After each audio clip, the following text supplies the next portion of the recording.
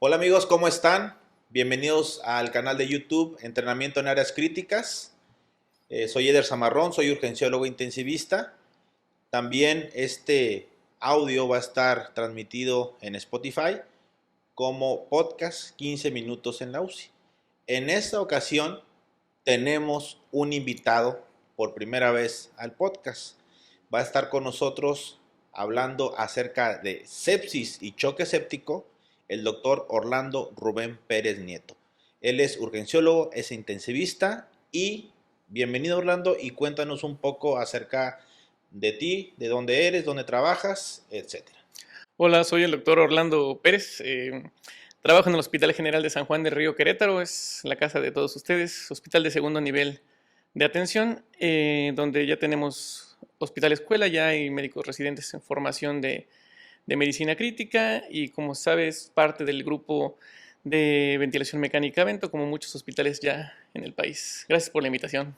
Pues yo creo que ya muchos lo conocen aquí en el canal y pues ahora aquí en Spotify por primera vez hablando acerca de un tema muy importante.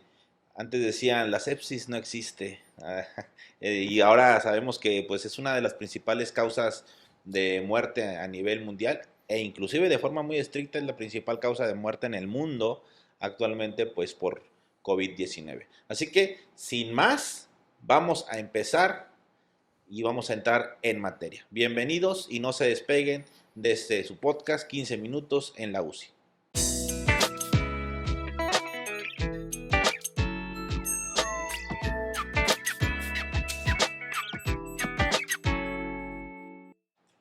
Ok, ahora bien, primero Orlando, ¿cómo podemos transmitirle a todos los que nos están escuchando y viendo la definición concreta y con aplicación clínica de lo que es sepsis? Ok, la sepsis a veces se toma malinterpretado como cualquier infección grave en un paciente. Realmente no es del todo cierto esa situación. Nosotros podemos tener infectado la piel, infectado un pie, infectado una extremidad, una parte del cuerpo, el cerebro inclusive, por ejemplo, podemos tener una meningitis sin sepsis. ¿Ok? La sepsis es más bien una respuesta exagerada del huésped hacia los patógenos que están causando el foco infeccioso. ¿Esto qué es lo que genera? Una respuesta multisistémica, una lesión endotelial generalizada que genera que los mediadores proinflamatorios se expresen en mucho mayor proporción comparado con cualquier otra infección. Y esto depende no nada más del patógeno que infecte al paciente, sino de la respuesta, obviamente, del hospedador. Hay gente que genéticamente está más predispuesta a formar factores proinflamatorios y a recibir una respuesta exagerada a la infección, y hay gente que no, que se infecta y no le pasa absolutamente nada, no tiene fiebre, no le pasa nada y se resuelve más fácilmente. El paciente que tiene sepsis es aquel que tiene mayor riesgo de muerte. Entonces se puede definir como una respuesta exagerada multisistémica a una infección.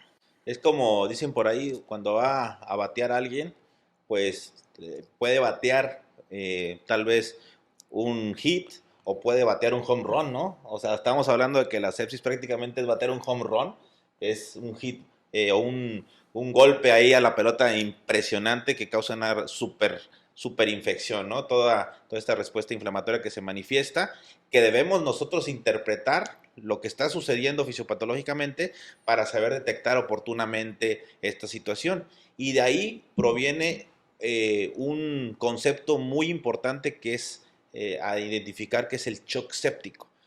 ¿Cuál es la diferencia entre sepsis solamente y shock séptico? ¿Y qué implica de relevancia para su manejo? Perfecto. Primero, para empezar, la sepsis, quedamos que es una inflamación que genera una falla orgánica, empieza a fallar los sistemas, puede haber falla renal, falla encefálica, el paciente empieza a perder la conciencia, empieza a tener alteraciones, puede haber falla respiratoria, falla cardíaca, falla cardiovascular, hematológica hepática. Ese es sepsis, cuando uno tiene el foco infeccioso y una falla orgánica por lo menos asociada a ello. Sin embargo, la manifestación más grave de la sepsis es el choque séptico. El choque séptico es cuando el paciente empieza a tener deterioro hemodinámico subsecuente a la presencia de la sepsis. ¿Cómo se ve manifestado esto? El choque es hipoperfusión tisular. No confundan con hipotensión directamente. La hipotensión causa choque. Sin embargo, hay muchos pacientes chocados, hipoperfundidos, sin que estén tan hipotensos como uno cree. La hipotensión en el paciente en choque séptico está mediada por factores proinflamatorios que causan, a fin de cuentas, vasodilatación.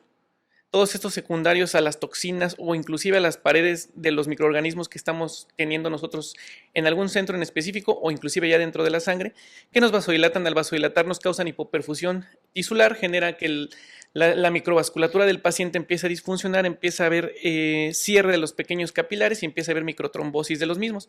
La microtrombosis se generaliza ahí en los riñones, en el cerebro, en el corazón inclusive, y empieza a haber pérdida de células que son funcionales y empieza a caer en falla multiorgánica el paciente. Entonces, cuando el paciente ya se generan datos de hipoperfusión, que estos se pueden ver identificados en los pacientes como encefalopatía, uno, que el paciente empieza a tener somnolencia, empieza a tener alguna alteración del estado de alerta, dos, como alteraciones en la ventana cutánea, que es la piel. En la piel empezamos a tener coloración violácea, piel marmórea y sobre todo algo más importante y actualmente medible y que tiene impacto en el pronóstico es el llenado capilar. El llenado capilar se empieza a prolongar más de 2.5, más de 5 segundos, lo que se asocia a mayor mortalidad si no se resuelve rápido. Y después tenemos también una ventana que es la ventana renal, que es de la orina. Sin embargo, esta tiene un poquito de mayor problema para identificarla porque requiere que nosotros estemos monitoreando la diuresis en el paciente y ya requiere un procedimiento invasivo que es la colocación de una sonda urinaria. Entonces, manifestaciones cerebrales, manifestaciones cutáneas y manifestaciones renales son las formas más fáciles para identificar hipoperfusión en el paciente. Pero también podemos tener hipotensión. El paciente empieza a bajar la presión arterial irregularmente, diastólica, desproporcionadamente contra la sistólica. ¿Qué quiere decir? Que el paciente a lo mejor tiene tal vez 80 o 90 milímetros de mercurio de presión arterial sistólica, pero la diastólica a veces está hasta en 30 de presión arterial diastólica. Hay una presión de pulso bastante amplia. ¿Por qué? Porque la vasodilatación genera que el ventrículo izquierdo del paciente lata y no tenga ninguna resistencia y el paciente pues cae en hipotensión de predominio diastólico. Ahí es algo bien importante que mencionaste, que es un dato a lo mejor muy minimizado, que es la presión de pulso. El simple hecho de observar la diferencia entre la sístole y la diástole, más de 40 milímetros de mercurio, te puede apoyar que esté vasodilatándose tu paciente. Entonces, yo creo que ese es un tip muy bueno para lo que nos ven. También un índice de choque más de 1, más de 1.5 se vuelve mucho más grave aún. Y siempre acuérdense que pues la presión sistólica debe de estar por arriba de la frecuencia cardíaca de forma normal. Si está al revés, pues está en relación a un paciente con posible estado de choque. Otra cosa que mencionaste ahí y que es importante destacar, que no toda el paciente que esté chocado va a manifestar hipotensión. Eso es importante. O sea, aquí no es hipotensión, es hipoperfusión con las famosas ventanas clínicas que mencionaste. Así que eso es importante que lo tengan en cuenta. Siempre dicen por ahí, tiempo es miocardio, tiempo es cerebro. Pero aquí, pues en sepsis y en general en un paciente crítico, tiempo es tejido. Como bien lo mencionaste, hay una microtrombosis de los capilares, o sea, no solamente la macrocirculación o la macrohemodinamia se ve afectada, sino también la microcirculación o la microhemodinamia es la que está afectada. Ustedes imagínense que esos tejidos están con muchos trombos pequeños que va a evitar que la sangre llegue adecuadamente a entregar oxígeno a las células, y ahora hay un componente de anaerobiosis y en friega se acelera esa muerte cerebral no programa, esa muerte, bueno, sí cerebral y renal y a todos niveles, esa muerte celular acelerada, ¿no? No queremos nosotros esa necrosis. La apoptosis no la podemos evitar, eso es algo programado, pero la necrosis, pues hay que ir en base a eso, ¿no? Hay que nosotros buscar identificar y entonces iniciar un abordaje dirigido a esta infección grave que causa disfunción orgánica y que está haciendo que perdamos tejidos y que nuestro pronóstico en el enfermo sea cada vez peor. Así que de aquí surge el siguiente concepto que nos va a desarrollar el doctor Orlando, que es cómo manejar a un paciente. Muchos hablan de sepsis, choque séptico, y al momento de que les llega dicen líquido, líquido, líquido, como ánimo, ánimo, ánimo, líquido, líquido, líquido, líquido, líquido, líquido, y creen que eso es manejar la sepsis. ¿Cómo es el abordaje integral de estos pacientes? Ok, lo primero es identificar al paciente, un paciente que llegue con una presión arterial sistólica menos de 90, una diastólica menos de 40 y que tenga datos clínicos de hipoperfusión tisular, con eso diagnosticamos choque séptico. Ojo con los pacientes hipertensos, ellos se diagnostican con un descenso de más del 20% de la presión arterial habitual que ellos manejen. Entonces, identificando estos pacientes que tienen hipoperfusión y una sospecha de un foco infeccioso, tenemos que actuar rápido. Lo primero que debemos pensar es si ese paciente, por ejemplo, se beneficia o no de tener fluidoterapia intravenosa. Por ejemplo, tenemos un paciente con choque séptico de origen abdominal que ha estado tal vez vomitando los últimos días, que no tolera la vía oral, que no ha tomado agua. A lo mejor ese paciente viene en choque séptico, pero tiene cierto componente de hipovolemia. Tal vez ese paciente mejore un poco el estado hemodinámico con líquidos. Sin embargo, si tenemos otro paciente, es un paciente cardiópata de 80 años con insuficiencia cardíaca que ya toma diuréticos y es un paciente que ingresa por neumonía, que no ha dejado de tomar líquidos por vía oral, tal vez ese paciente no se beneficie de líquidos. Es el primer juicio que debemos hacer. Ahora, si nosotros decidimos pasar líquido a cualquiera de estos dos pacientes, que obviamente tal vez nada más pensaríamos en pasarle al primero de estos dos, tenemos que ver si sí va a responder o no.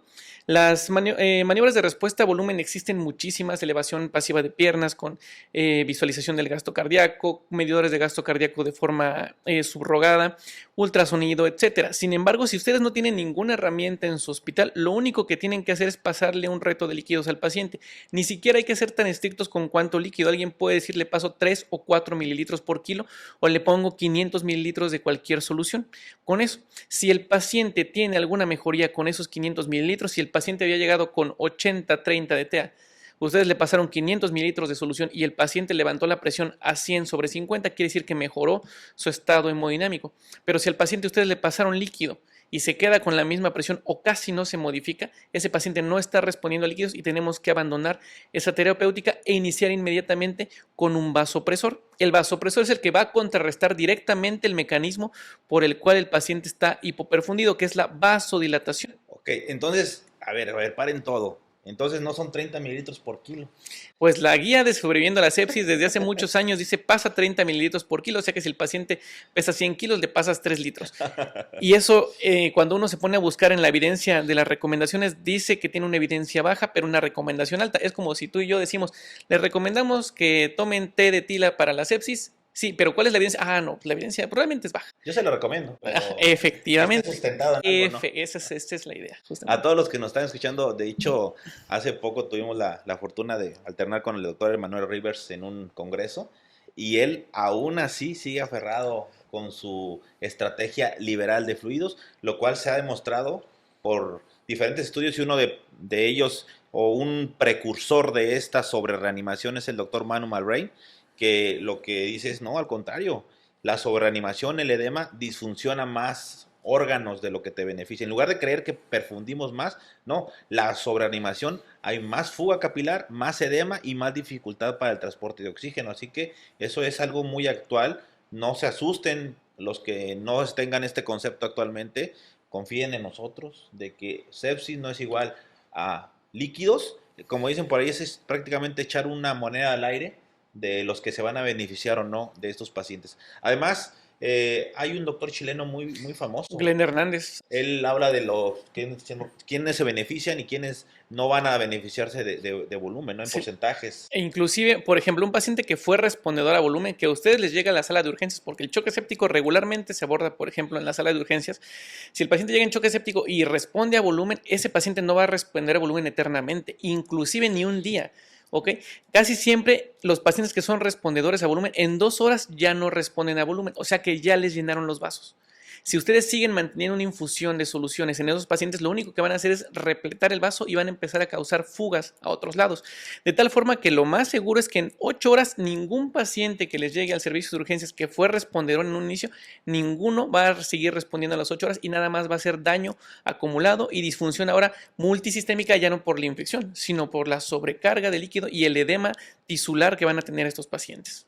Eso no significa que algunos que no respondan o no sean respondedores a volumen de manera inicial, lo vayan a requerir en otras horas posteriores a la hospitalización, pero es repito, muy poco probable que esto ocurra.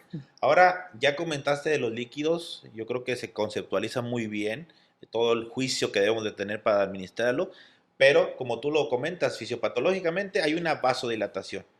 Entonces hay que actuar de esa forma.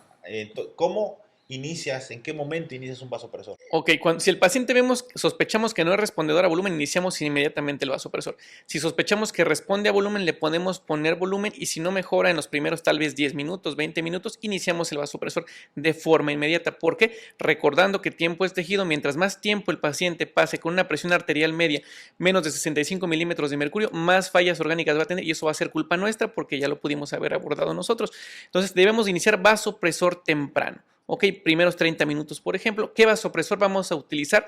La norepinefrina lleva años siendo el primer vasopresor de elección porque es igual de efectivo para generar incremento en la presión arterial que la dopamina o que la epinefrina. Sin embargo, presenta mucho menos efectos adversos. Dentro de estos, menos taquicardias que no queremos ver en estos pacientes.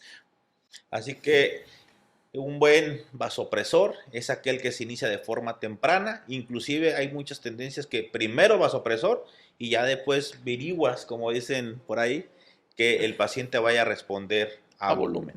Entonces, eso es otro muy importante. Pero teniendo en cuenta que la etiología del shock séptico, no la fisiopatología, sino la etiología es antimicrobiana, entonces ahí viene la siguiente pregunta. ¿En qué momento yo le tengo que poner a este paciente algún antimicrobiano, algún antibiótico, etcétera? ¿Cuándo iniciarlo? Muy, muy buena pregunta. ¿Por qué? Porque nosotros a veces en urgencias, en terapia intensiva, nos enfocamos mucho al manejo hemodinámico y despreciamos a veces el manejo antibiótico, que es lo primero que debería empezarse. ¿Cuál es uno de los grandes problemas, por ejemplo, en países de recursos limitados, que a veces no tenemos acceso a hemocultivos o a cultivos de alguna zona en específico de forma inmediata, que deberían ser en el servicio de urgencias? Entonces, ¿cuándo iniciar? Llega el paciente con choque séptico o con sepsis, inmediatamente sospechamos de un foco. Sabes que este paciente tiene infectada la piel, tiene infectados los tejidos blandos, tiene infectados los pulmones, tiene infectado alguna parte que queremos. Nosotros tendríamos que tomar una muestra de esa zona y mandarla a cultivar e inmediatamente iniciar antibióticos de amplio espectro. Regularmente, inclusive hasta 2 antibióticos de amplio espectro según las guías de sobreviviendo a la sepsis. Es de las únicas cosas que siguen todavía un poco vigentes al respecto. ¿Cuáles antibióticos? Idealmente tendríamos que utilizar los que nosotros estamos acostumbrados a ver en el lugar donde vivimos. Por ejemplo, si yo sé que en mi hospital está repleto de infecciones urinarias resistentes a betalactámicos, por ejemplo, tengo que iniciar con un carbapenémico. Por ejemplo, ertapenem es un ejemplo porque es de lo más común. Pacientes diabéticos, más común que tengan infecciones multidrogresistentes en la orina. Si el paciente les llega por tal vez una neumonía y ustedes saben que la neumonía en el lugar donde están es causada tal vez por estreptococo, perdón, sí, por estreptococos, ustedes dan manejo con antibiótico-terapia contra gram positivos. Esa es la idea, tener nuestro reporte de epidemiología local. Les invito a que si ustedes no lo tienen en sus hospitales, lleven un registro de cuántas infecciones tienen. Para eso obviamente tienen que pedir cultivos para saber a qué se enfrentan. Porque no es lo mismo una guía que aplique en Estados Unidos, una guía que aplique en Europa sobre antibiótico-terapia, que la que tenemos en cada hospital en México. Y por los microorganismos sensibles, ahí para aclarar, acorde a cada área, ¿no? A cada localidad hay que tener siempre nosotros un récord o un historial de todo lo que hemos cultivado y en base a eso dirigirlo, ¿verdad? Y si no, pues hay guías internacionales, guías Sanford o el documento Sanford, que es bastante bueno también para dirigir el antibiótico a cada situación. También puede ser antiviral, puede ser antimicótico, no estamos diciendo que solamente antibióticos, pero sí rápidamente iniciarlo. Y está documentado que dice, páselo antes de la hora, pero previo tome hemocultivos o cultivos como de secreción broquial, de secreción purulenta, de un tejido blando, etcétera. Pero también aquí es importante destacar, si no tienen ustedes la posibilidad de toma de un cultivo, tampoco retrasen la administración de antibiótico. Entonces, ahí quedó claro algo más. Nada más recapitulo rápidamente un tip para ustedes. Llega un paciente en choque séptico, ustedes no tienen registro epidemiológico, hacen lo que dicen las guías internacionales. Regularmente las guías Sanford o las guías de la ITSA son las más recomendables, pero en ese momento, cuando ustedes pidan cultivos, llevan su registro de hoy en adelante, hacen su propio registro de bacterias y dicen, ¿sabes qué? Ya sé en un año, ya sé cuáles son las que más llegan y entonces mi terapéutica antimicrobiana va a ser dirigida a ellas. Eso es lo que hay que hacer, empezar a hacer el cambio. Ya después en piso o ya después en la UCI, descalamos o ajustamos los antibióticos acorde a la sensibilidad de de cada microorganismo que es aislado, ¿de acuerdo? Entonces, eso es importante.